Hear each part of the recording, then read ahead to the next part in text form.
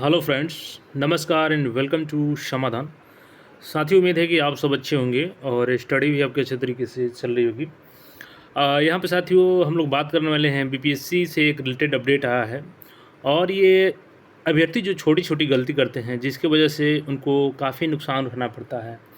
आपको कैसा लगेगा अगर आप पीटी पास कर जाते हैं, मेंस पास कर जाते हैं और इंटरव्यू में जाकर के एक छोटी सी गलती की वजह से आप बाहर हो जाते हैं, और वो भी आपका जबकि नंबर अभी अधिक हो, तो कितना आपको बुरा लगेगा उस समय। लेकिन आप लोग सावधान नहीं होते हैं, बार बार आपको बताया जाता है कि ये छोटी छोटी गलती आपको नहीं करना है। आप एग्ज़ाम की तैयारी करते हैं, उसके साथ में कुछ और भी तैयारी करना होता है, बहुत सारी तैयारी करके आपको जाना होता है। आइए हम लोग जानेंगे इस नोटिस के माध्यम से। लगभग यहाँ पे 700 प्लस कैंडिडेट के अब मतलब यहाँ पे बाहर होने का रास्ता लगभग तय हो चुका है। आइए यहाँ पे देखते हैं अपडेट, और आपको यहाँ पे अलर्ट होने की ज़रूरत है।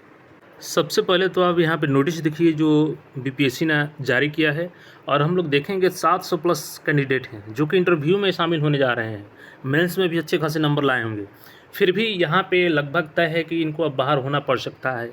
यहाँ पे देखेंगे तो 67वीं संयुक्त मुख्य लिखित प्रतियोगिता परीक्षा के सफल उम्मीदवारों द्वारा आयोग के वेबसाइट पर अपलोड किए गए प्रमाण पत्र कागजात की जांच उपरांत प्रथम दृष्टया वांछित कागजात संलग्न नहीं पाए गए हैं, या विभिन्न प्रकार की त्रुटि या स्नातक प्रमाण पत्र की निर्गत तिथि एवं क्रीमी लेयर रहित जाति, आर्थिक रूप से कमजोर वर्ग के लिए निर्गत प्रमाण पत्र, दिव्यांगता प्रमाण पत्र इत्यादि कट ऑफ तिथि 19/11/2021 के पश्चात का निर्गत पाई गई है। संबंधित अभ्यर्थियों की सूचना आयोग की वेबसाइट पर प्रदर्शित की गई है, और यहाँ पे अतः निर्धारित तिथि को साक्षात्कार में शामिल होने वाले ऐसे अभ्यर्थी अपने वांछित प्रमाण पत्र कागजात का त्रुटि निराकरण कर मूल प्रमाण पत्र के साथ वांछित दिवस को सत्यापन करना सुनिश्चित करेंगे। इसके लिए अभ्यर्थियों को अतिरिक्त समय दे नहीं होगा। यहाँ पे आपको कोई भी अलग से समय नहीं दिया जाएगा।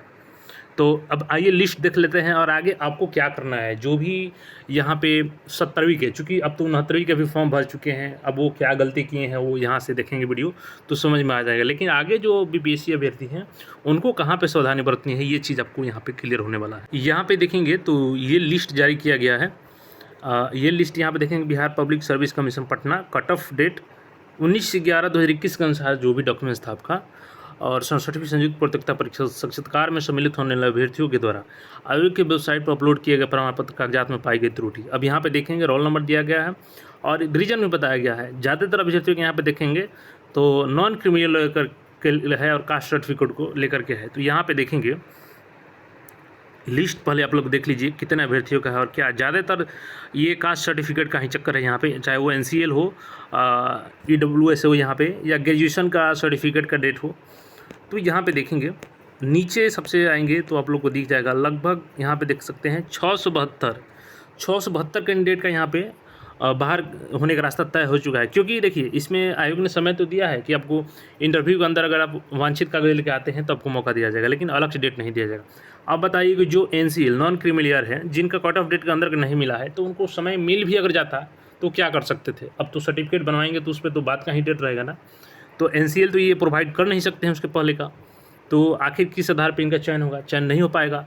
और ये हो सकता है कि मेंस में अच्छा खासा नंबर लाए हों फिर भी इनको बाहर होना पड़ रहा है। ये कितनी दुख की बात होगी उनके लिए जो भी अभ्यर्थी हैं। यहाँ पे रोल नंबर है एनसीएल, यहाँ पे ईडब्ल्यूएस देखेंगे, और भी मुद्दे हैं यहाँ पे देखेंगे। तो ग्रेजुएशन का देखेंगे यहाँ पे graduation certificate issued after cut off date, यानी उनका सर्टिफिकेट बाद का डेट है, वो फॉर्म भर चुके हैं उसके बाद उनका ग्रेजुएशन क्लियर हुआ है।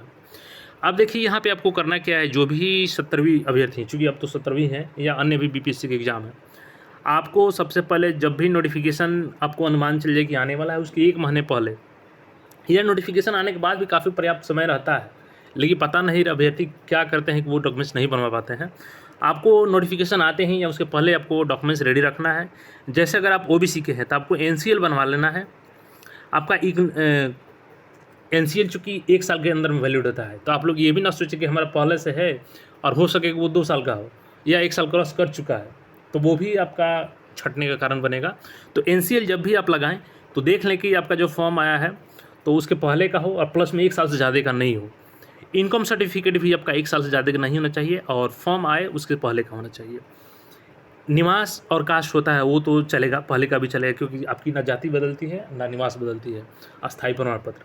लेकिन अगर एनसीएल है, ईडब्ल्यूएस है, तो ये बदलता है, क्योंकि आपका इनकम के आधार पर ये बनता है और इनकम 1 साल के लिए वैलिड होता है। तो आप लोग जब भी फॉर्म भरें उससे पहले ये सारा डॉक्यूमेंट्स रेडी कर लें, तभी फॉर्म को भरें, क्योंकि 1 महीने का लगभग समय मिलता है आपको। और फिर भी आप गलती करते हैं और उस गलती की वजह से आपका साल भर का मेहनत बेकार चला जाएगा। चाहे वो प्रीलिम्स में अच्छे नंबर से पास किए हों, मेंस में कितना भी मेहनत कर लीजिए, लेकिन डॉक्यूमेंट सही नहीं है तो आपको सीधा बाहर होना पड़ेगा। तो यहाँ पे अभ्यर्थियों को एकदम अलर्ट हो जाना है। जो भी अभ्यर्थी हैं, पढ़ाई के साथ में आपको डॉक्यूमेंट्स भी 2 टन्स रखना है, तभी आपका सिलेक्शन होने वाला है। तो उम्मीद करते हैं कि आप लोग अब आगे गलती नहीं करेंगे, जो भी अभ्यर्थी आगे बीपीएससी में अपीयर होने वाले हैं। तो ऐसे अपडेट्स के लिए चैनल पर नए तो चैनल को जरूर सब्सक्राइब कर लें और मिलते हैं नए अपडेट में। पढ़ाई करते रहें। धन्यवाद।